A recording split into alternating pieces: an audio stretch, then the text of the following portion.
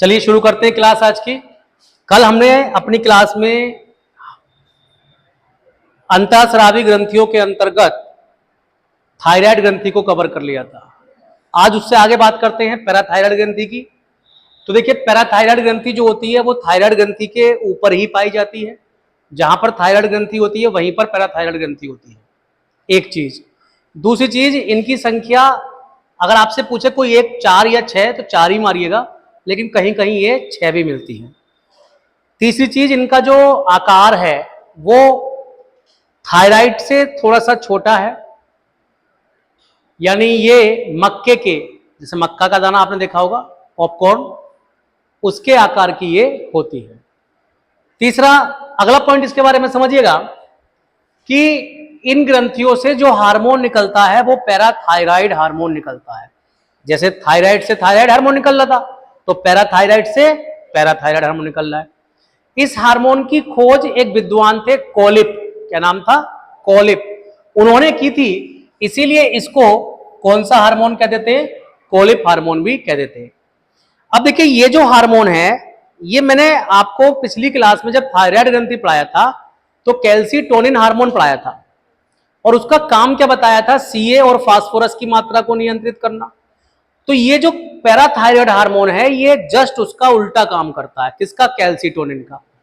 देखिए, कैल्सीटोनिन का जो काम था वो ये था कि जब रक्त में कैल्शियम की मात्रा अधिक हो जाती थी तो ये उस एक्स्ट्रा कैल्शियम को अस्थियों तक पहुंचाते था। कौन सा? कैल्सीटोनिन।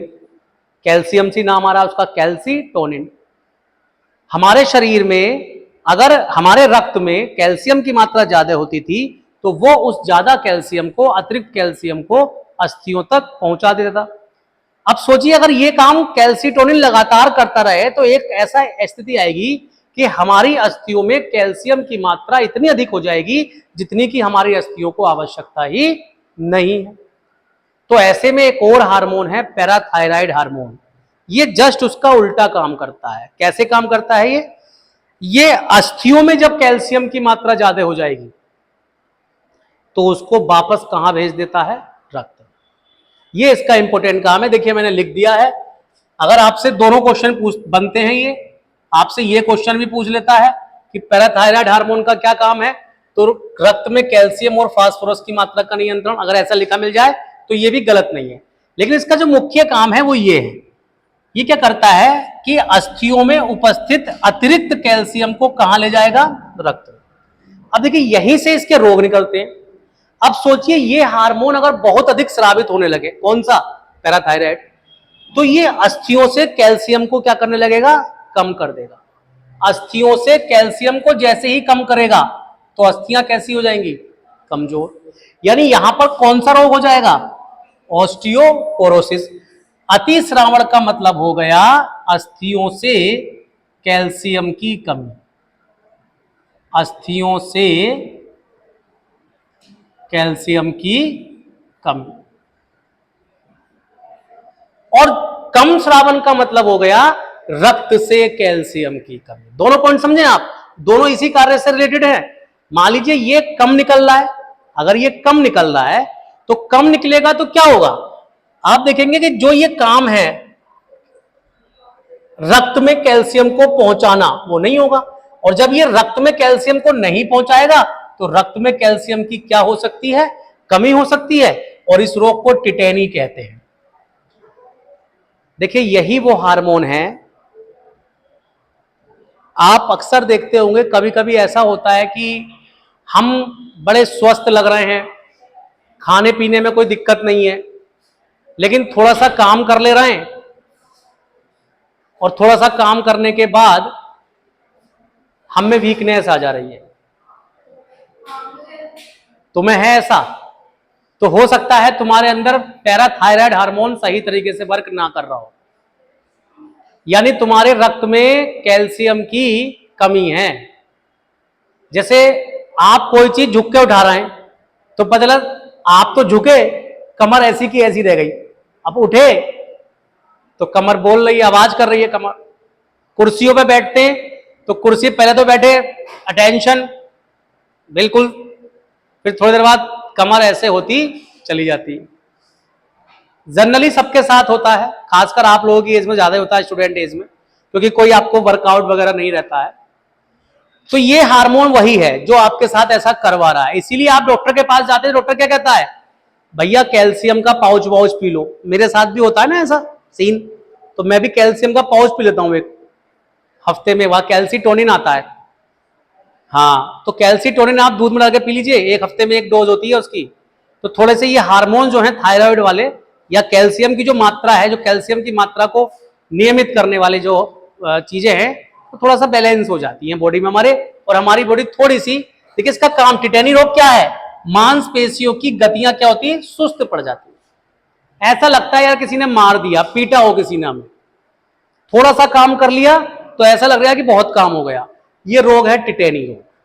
और टिटेनी रोग जो है ये पैराथायराइड हार्मोन के कम निकलने से होता है। और इसकी मुख्य वजह क्या है, रक्त में किसकी मात्रा कम होना, सीए की। तुरंत कैल्शियम का पाउच पी लो, आप तुरंत 1 घंटे बाद देखना अपना शरीर, ऐसा लगेगा कि बाकी में ताकत वापस लौट आई है। बात समझ में आई?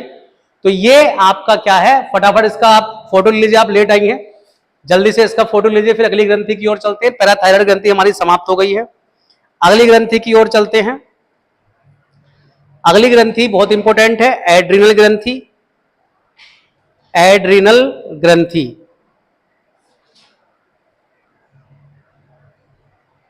और एड्रिनल ग्रंथि जिसे अधिभ्रक ग्रंथि भी कहते हैं, उस पर चर्चा करेंगे। ले लिया फोटो, ले लिया, चलिए एड्रिनल ग्रंथि। इसके बाद हम बात करते हैं एड्रिनल ग्रंथि की।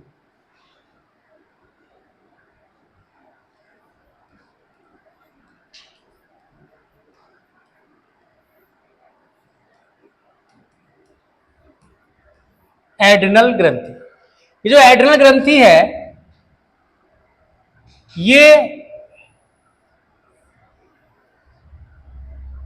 अवस्थिति के आधार पर अगर देखें कि कहां पाई जाती है, तो आप कह सकते हैं जो आपकी किडनी होती है, किडनी कितनी है आपके पास, 2। किडनी को हिंदी में वृक्क बोलते हैं, वृक्को कर सकते हैं, किडनी या वृक्को के ऊपर स्थित होती, ऊपर स्थित होती है। अगर इनकी संख्या देखें तो 2 किडनी है, तो दोनों किडनियों पर एक एक रहेगी, तो एक जोड़ी इनकी क्या होती है, संख्या होती है। अगर इनका आकार पूछ ले आपसे कि ये किस आकार की होती हैं, तो आप कह सकते हैं पिरामिड के आकार की होती है, पिरामिड के आकार। नाम सुना होगा मिस्र के पिरामिड, टीले होते हैं ये, टीले इस तरह से, तो पिरामिड के आकार की हो। नहीं समझ में आया? पिरामिड किसे कहते हैं, टॉम, टॉम समझती हैं, टीला, हाँ। तो किडनी के ऊपर पाई जाती है, संख्या एक जोड़ी होती है और पिरामिड के आकार की। अब इस ग्रंथि से जो इंपॉर्टेंट चीज आप समझें, ये आपको समझ में आ गया लोकेशन। अब इस ग्रंथि से समझें जो ज्यादा क्वेश्चन या जो ज्यादा इसके बारे में जाननी चाहिए चीज, वो है कि इस ग्रंथि के कई नाम हमें देखने को मिलते हैं। तो एड्रिनल ग्रंथि के अन्य नाम, इसे किन किन अन्य नामों से भी जाना जाता है। एड्रिनल ग्रंथि के कई नाम हमें देखने को मिलते हैं, जैसे चूंकि ये वृक्कों के ऊपर होती है, वृक्कों के ऊपर पाई जाती है, किडनी के ऊपर पाई जाती है, तो इसे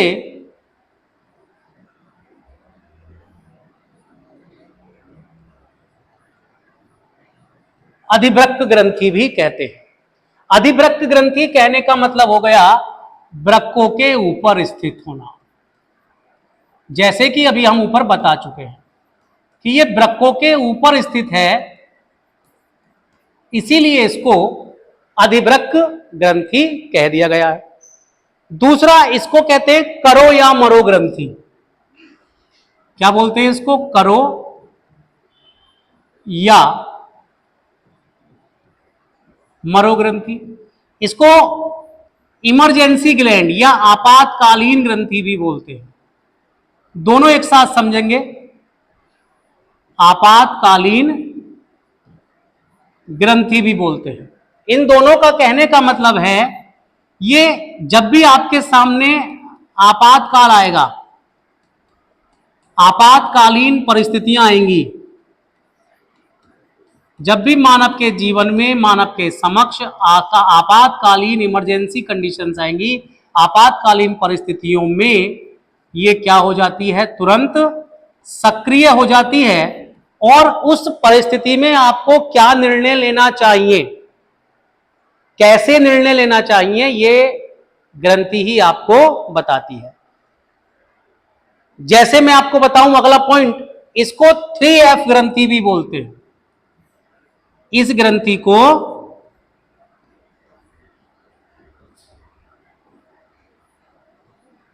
3F ग्रंथि भी बोलते हैं। 3F ग्रंथि का मतलब क्या हो गया? 3F ग्रंथि का मतलब हो गया, देखिए समझिएगा, 3F ग्रंथि, सॉरी 3F ग्रंथि। 3F ग्रंथि में आप देखते हैं, एक तरफ हो गया पलायन यानी फ्लाइट, FLIGHT। फ्लाइट को आप बोल सकते हैं उड़ना, या इसी को आप बोल सकते हैं भागना, या इसी को आप बोल सकते हैं पलायन करना। एक है फियर, फियर को आप बोल सकते हैं भय या डर। एक है फाइट, फाइट को आप कह सकते हैं लड़ना या संघर्ष करना। क्या कह सकते हैं? संघर्ष करना। तो देखिए, ये जो ग्रंथि है इसको 3F ग्रंथि भी कहा जाता है। और 3F ग्रंथि कहने की वजह मैं आपको बताऊं, ये सारे पॉइंट एक दूसरे को रिलेट करेंगे। एक्चुअल में ये जो ग्रंथि है, ये एक ऐसी ग्रंथि है कि जब भी आपके सामने कोई ऐसी आपातकालीन स्थिति आ जाए, जब आपको कुछ डिसीजन लेने हो, तो ये ग्रंथि आपको 3 चीजें करने के लिए कहती है। 3F, या तो वहां से भाग जाओ, या डर जाओ, या लड़ो। फॉर एग्जाम्पल, आप जा रहे हैं, आयुषी पे उदाहरण ले लेते हैं, ये जा रही हैं, अब सुनसान गली है, अब ये जा रही हैं और इन्हें कुत्ता दिख गया एक, और कुत्ता भी बड़ा भयंकर है, जिससे ये देखते ही उसको इनके अंदर एड्रिनल ग्रंथि एक्टिव हो जाती है, जो इसके हार्मोन्स है वो एक्टिव हो गए।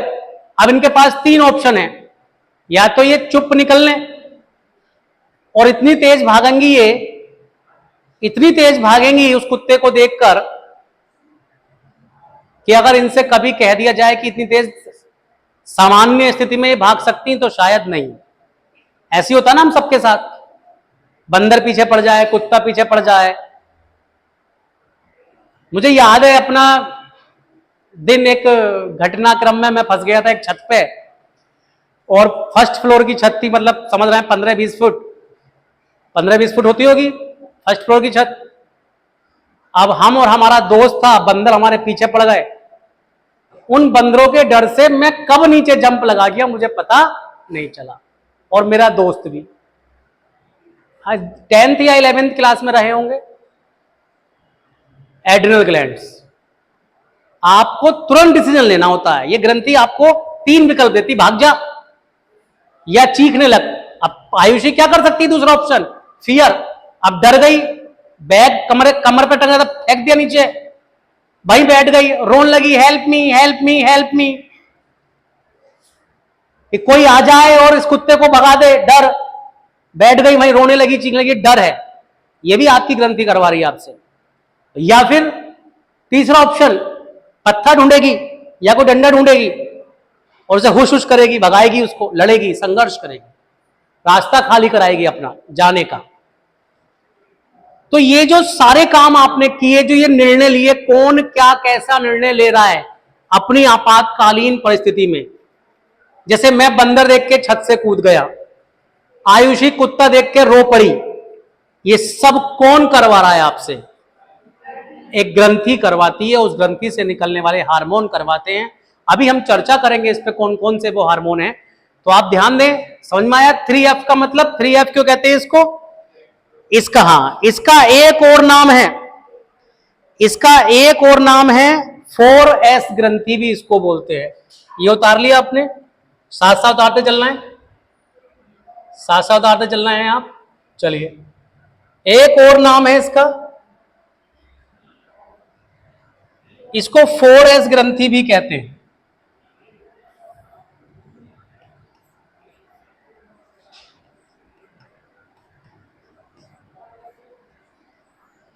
अब ये 4S क्या है? 4S है इसमें, इसमें 4S हैं।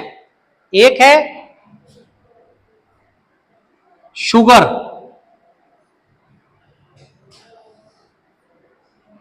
शुगर, एक है सेक्स,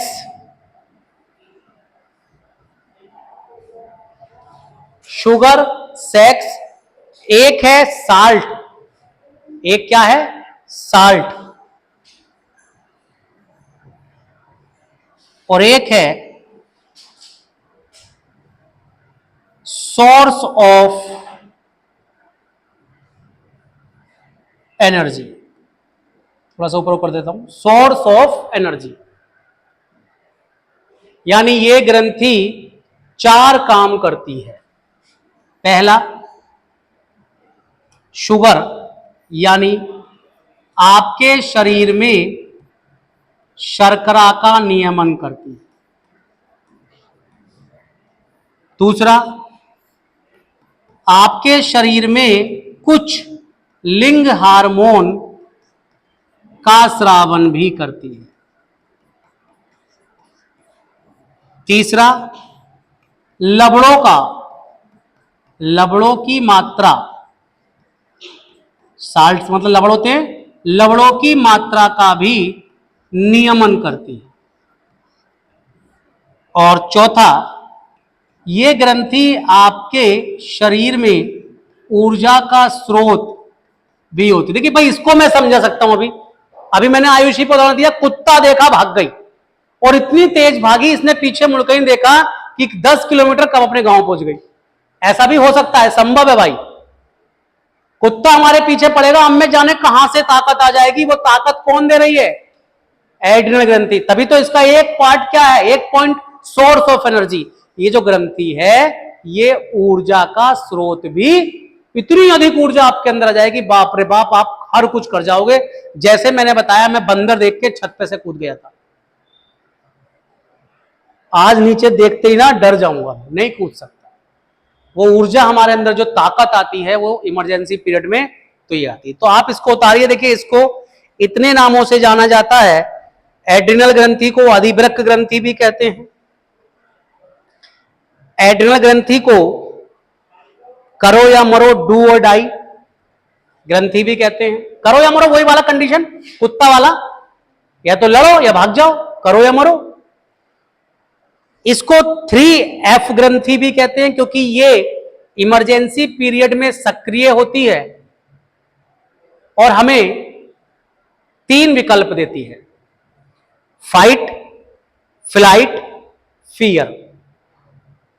लड़ो, डरो या भागो। अरे हो गया, लड़ो डरो भागो। आता है क्वेश्चन, उड़ो भागो, लड़ो डरो भागो, किस ग्रंथि का काम है? तो किस ग्रंथि का काम है ये? एड्रिनल ग्रंथि का काम है। और इसको 4S ग्रंथि भी कहते हैं। क्या कहते हैं इसको? 4S ग्रंथि। 4S ग्रंथि क्यों कह रहे हैं? क्योंकि इसमें 4 प्रकार के एस वर्क है। पहला एस वर्क शुगर कंट्रोलिंग करना, शुगर को रेगुलेट करती है। सेकंड एस साल्ट को नियमित करेगी, लवण का नियमन करेगी। एक एस से सेक्स हार्मोन है, एक एस से सोर्स ऑफ एनर्जी। ठीक है, ये आपने समझ लिया। हो गया, इतना हो गया सबका।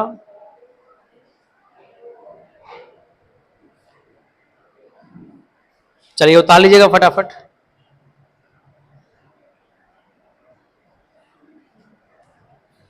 क्या क्या हो गया?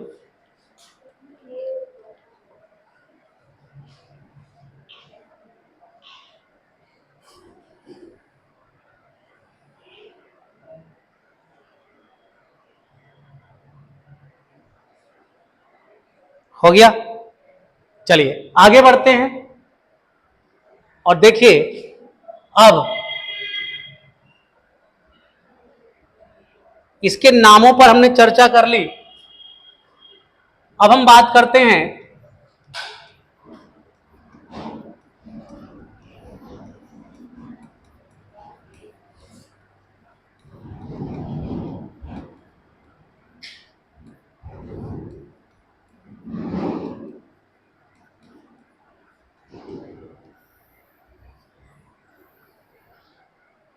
एड्रिनल ग्रंथि की संरचना एवं भाग। तो देखिए एड्रिनल ग्रंथि की संरचना एवं भाग।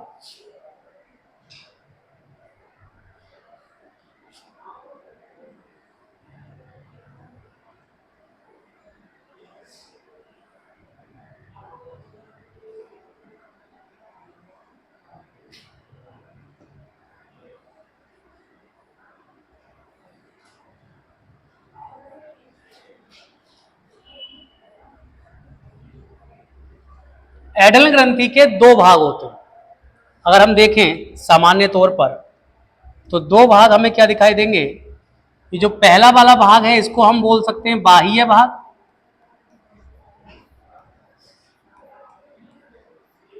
और इसको बोल सकते हैं रेड वाला जो बनाया है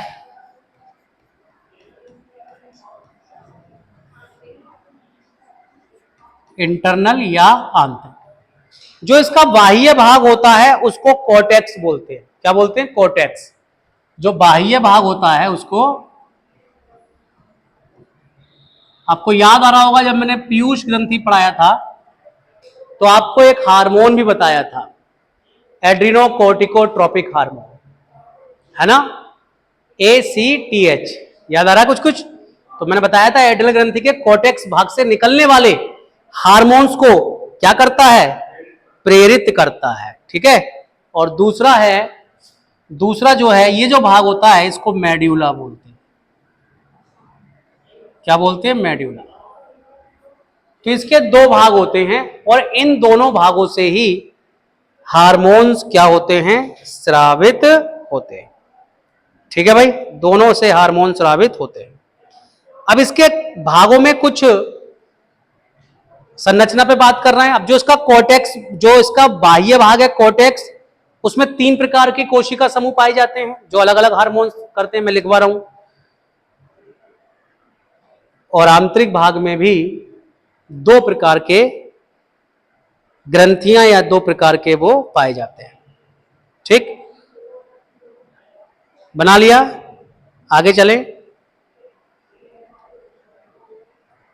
आगे चले। हो गया? चलिए अब देखिए कैसे। अब इसी चित्र को हम ऐसे लिख लेते हैं। ये हमने देख लिया था। अब हम देख लेते हैं एक तरफ, सबसे पहले लिख लें बाह्य भाग।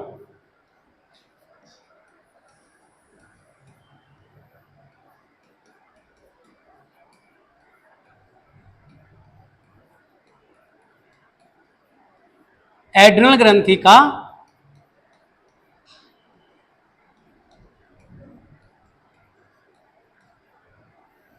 बाह्य भाग कोर्टेक्स। इसमें अगर हम देखें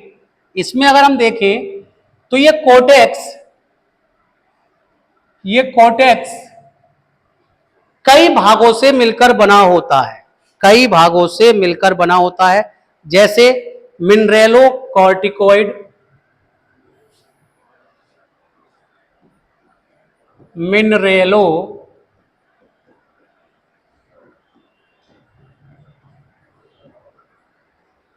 कॉर्टिकोइड भाग।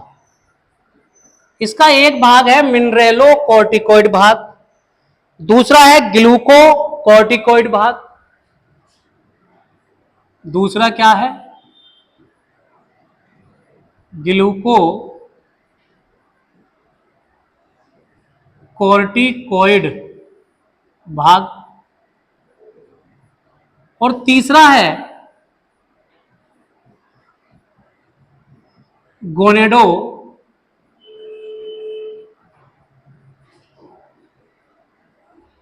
कोर्टिकोइड भाग। देखिए आप शब्दों को तोड़ तोड़ कर पढ़ेंगे तो आसान लगेंगे। देखिए इसमें कोर्टि मिनरेलो ग्लूको गोनेडो, समझिएगा, समझने की बात है। यहां पर शब्द आ रहा है कोर्टिकोइड, तो कोर्टिकोइड का मतलब हो गया कोर्टेक्स से निकलने वाला या कोर्टेक्स का भाग। कोर्टिकोइड कोर्टेक्स में शामिल।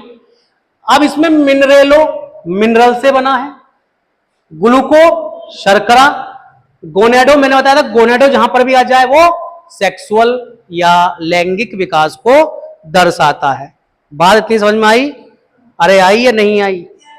अब इसका जो यहां से जो हार्मोन्स निकलेंगे, जैसे सीधी सी बात है, इस भाग से जो हार्मोन स्रावित होगा एड्रिनल ग्रंथि के, उस हार्मोन का काम क्या होगा भाई? उस हार्मोन का काम क्या होगा? मिनरल। अभी बताया था मैंने, एड्रिनल ग्रंथि लवण की मात्रा का नियमन करती है, उसमें साल्ट रेगुलेटिंग थी, साल्ट को रेगुलेट करने की क्षमता थी, 4S में बताया था मैंने। तो अब ये बताइए कौन सा ऐसा हार्मोन होगा जो लवण को नियंत्रित करेगा? यहां पर हम ये देखेंगे तो उस हार्मोन का नाम है एल्डोस्टेरोन। क्या नाम है? एल्डोस्टेरोन। और ये एल्डोस्टेरोन करता क्या है? ये रक्त में Na की मात्रा को बढ़ाता है। Na किसे कहते हैं जी? सोडियम। और के किसे कहेंगे? पोटेशियम। पोटेशियम की मात्रा को घटाता है। पोटेशियम की मात्रा को घटाएगा, सोडियम की मात्रा को बढ़ाएगा। किसमें? रक्त में। कौन सा hormone? Aldosterone hormone.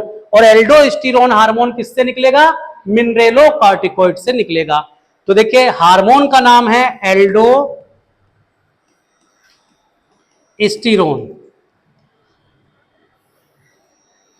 Aldosterone hormone नाम में ही है मिनरल, यानी ये क्या काम करेगा?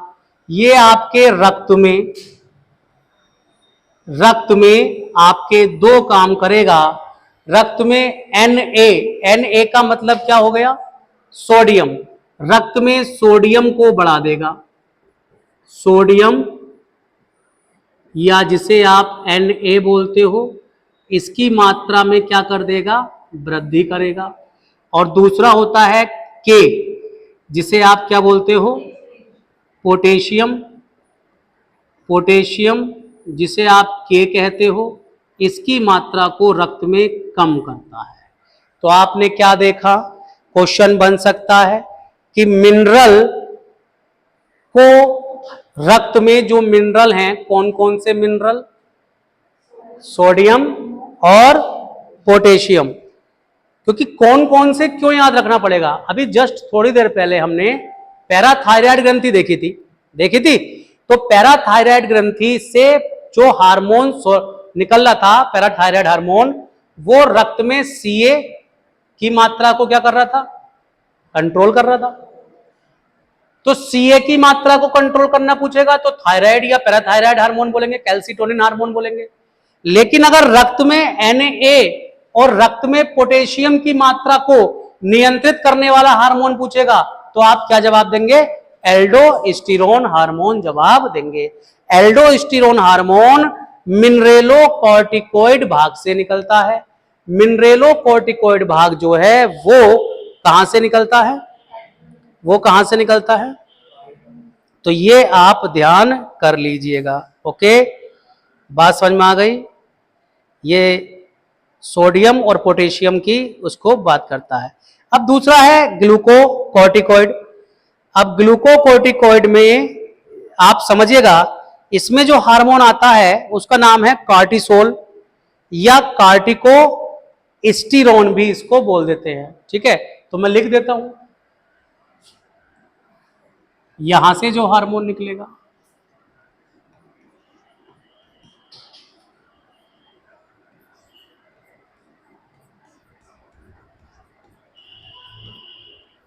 कार्टिसोल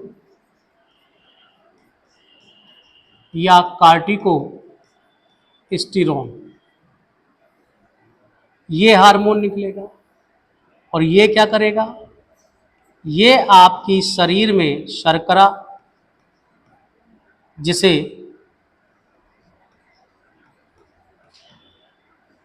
ग्लूकोज की मात्रा को नियंत्रित करता है।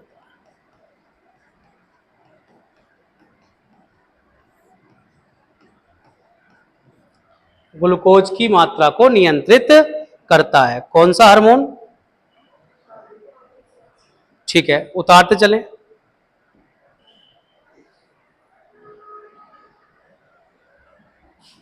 और यहां से जो हार्मोन निकलेंगे, इस भाग से 2 हार्मोन निकलेंगे।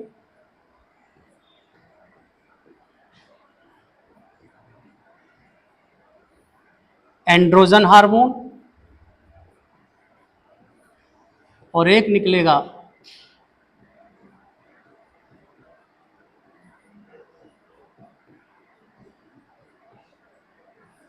Oestrogen hormone.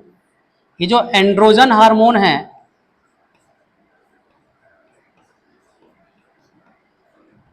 ये नर हार्मोन है,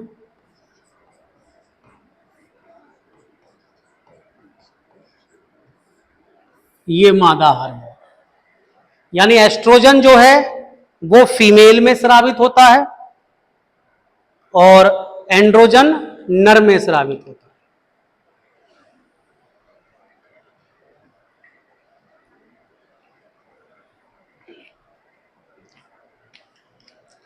आपने कभी कभी देखा होगा,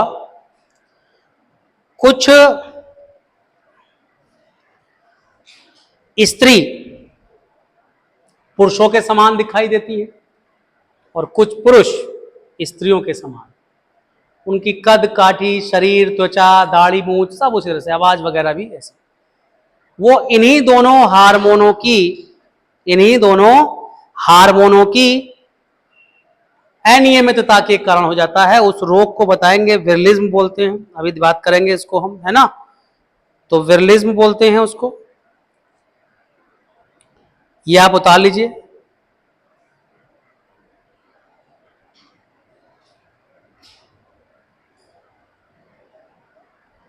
उतार लीजिएगा।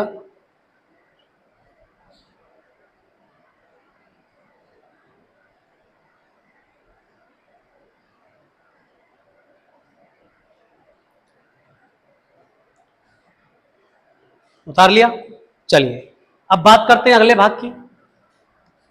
अगले भाग की बात करते हैं। ये तो हमने कॉर्टेक्स को पढ़ा, कॉर्टेक्स से इतने हार्मोन निकल रहे थे। अब बात करते हैं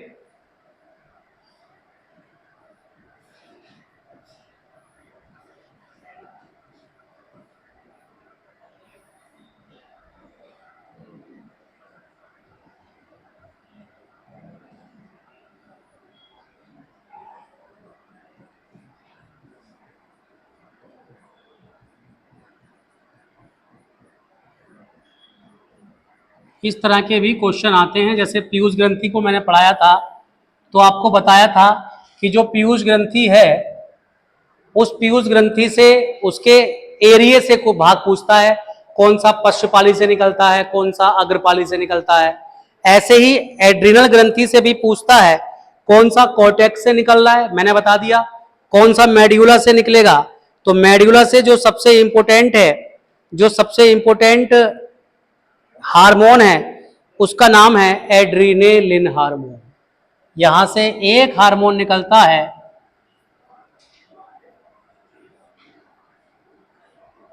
एड्रीनेलिन हार्मोन, जो इस ग्रंथि का सबसे इंपॉर्टेंट हार्मोन है। इसी हार्मोन को आप आपातकालीन हार्मोन भी कहते हैं। आपातकालीन हार्मोन भी कहते हो। इसी हार्मोन को आप लड़ो, उड़ो, भागो हार्मोन भी कहते हो। यानी जो हमने शुरू में देखा था, स्टार्ट में देखा था कि एड्रिनल ग्रंथि के कई नाम होते हैं। इमरजेंसी ग्रंथि क्यों कहा गया, क्योंकि इससे कौन सा ऐसा हार्मोन निकलता है जो इमरजेंसी में काम करता है, तो उसका नाम है एड्रेनलिन हार्मोन। एड्रेनलिन हार्मोन जो है ये क्या करता है, तो हमेशा ध्यान रखेंगे, यह श्वसन रेट को बढ़ाता है, पाचन रेट को बढ़ाता है, ठीक है, रोंगटे खड़े करने वाला हार्मोन होता है, और आंखों की पुतलियों को फैलाने वाला हार्मोन होता है, ये आप समझिएगा। दूसरा, ये हार्मोन ज्यादा स्रावित तभी होता है जब आप किसी विपत्ति में फंसे हुए। इसका सीधा संबंध जो होता है आपकी स्वायत्त तंत्रिका तंत्र से होता है, मस्तिष्क के भाग से होता है, अनुकंपी तंत्रिका तंत्र भी बोल देते हैं। ये सीधा, ये ऐसा हार्मोन है जो पीयूष ग्रंथि द्वारा नियमित नहीं होता है, बल्कि सीधा स्वायत्त तंत्रिका तंत्र के द्वारा ये क्या होता है, नियंत्रित होता है। इसीलिए जैसा इसका सीधा कनेक्शन आपके मस्तिष्क से हो जाता है, अगर लड़ना है तो लड़ने लगोगे, डंडा उठा के मार दोगे, और भागना है तो तुरंत भागना शुरू कर दोगे। तो इसमें ये लाइन लिख सकते हैं हम, क्यों ऐसी हरकत करता है ये, तो आप लिख सकते हैं, इस हार्मोन पर पीयूष ग्रंथि का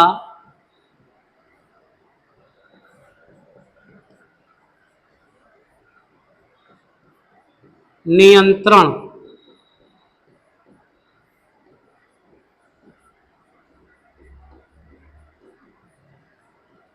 नहीं होता है,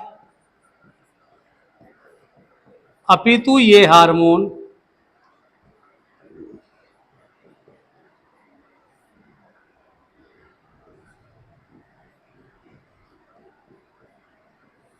स्वायत्त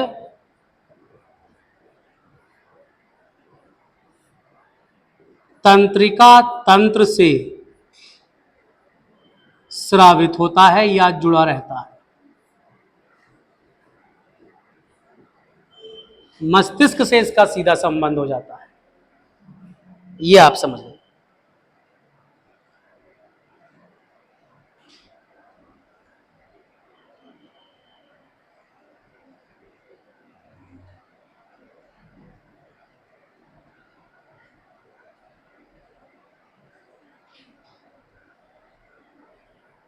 अगला हार्मोन है इसका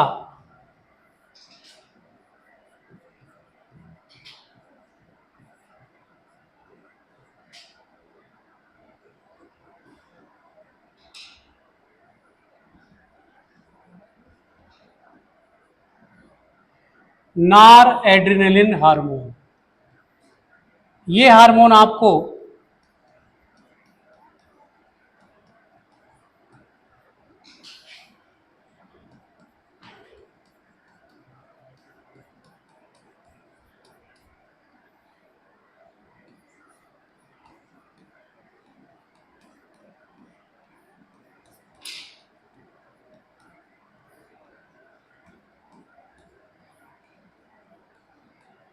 तो ये ध्यान कर लीजिएगा, ये आपके हार्मोन थे, जो हार्मोन कहां से स्रावित हो रहे थे, कहां से स्रावित हो रहे थे, एड्रिनल ग्रंथि से स्रावित हो रहे थे। ठीक है, अब इसमें फटाफट रोग देख लेते हैं, या चलिए सब टाइम हो जाएगा, फिर नहीं हो पाएगी क्लास। रोग कल क्लास करेंगे, कल ही ये टॉपिक भी खत्म हो जाएगा। कौन सा टॉपिक? Adrenal glands. ठीक है, चलिए, धन्यवाद।